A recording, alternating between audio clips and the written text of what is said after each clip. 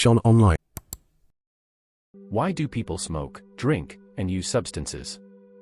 People don't start smoking, drinking, or using substances because they wake up one day and think, "Today, I want to destroy my health." It never works like that. It usually starts quietly. With curiosity. With stress. With the need to belong. Or with the simple desire to feel something different, if only for a moment. Most people don't chase the substance itself. They chase the feeling it. Relaxation. Confidence. Silence in the head. Escape.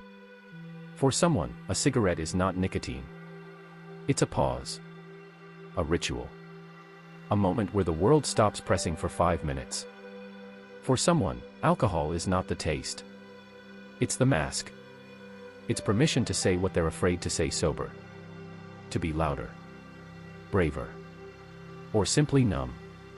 As for stronger substances, most people don't use them because they want to have fun. They use them because they want to stop feeling pain, fear, loneliness, or emptiness, even for a short time. Temporary relief is seductive. Because the brain loves quick solutions. Real solutions take time. Substances work immediately. And that is exactly why they are dangerous. Another reason is the environment. People copy what they see. Friends smoke, you try. The group drinks, you join. Not because you want to, but because you don't want to be the outsider. Humans are social creatures. Rejection feels almost like physical pain. So sometimes people choose harm over loneliness. There is also the pressure of life itself. School. Work. Money. Expectations. Failures. Comparison. When life feels too heavy, the fastest way to escape is to change your state of mind instead of changing your reality. It's easier to silence the alarm than to fix the fire. Some people use substances not to escape sadness, but to escape success. Sounds strange, but it happens. They are afraid of responsibility. Of growth. Of becoming someone bigger than they used to be.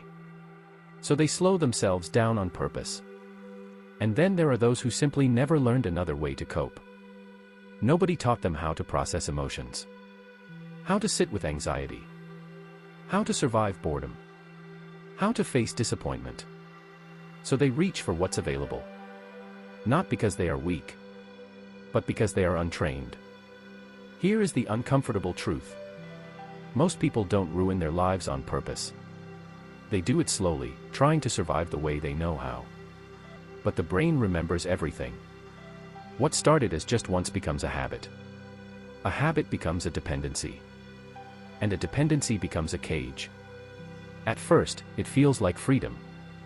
Later, it feels like a contract you never remember signing. And the worst part? The substance always stops working the way it used to. So people increase the dose, the frequency, the risk. Not for pleasure anymore, but to feel normal. That's the trap. Now let's be honest. Not everyone who drinks will lose control. Not everyone who smokes will collapse. Not everyone who experiments is doomed. But everyone pays a price. Sometimes with health. Sometimes with time. Sometimes with motivation. Sometimes with relationships. Sometimes with their future. The payment is just delayed. And here is the part most people avoid admitting. You can't heal emptiness with chemicals. You can only postpone it. Sooner or later, you still have to face yourself. Your fears. Your doubts. Your loneliness. Your dreams. No substance can do that work for you.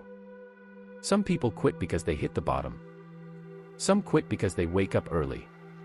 Some never quit. The difference is not willpower. It's awareness. Once you clearly see why you're doing it, you finally get a choice.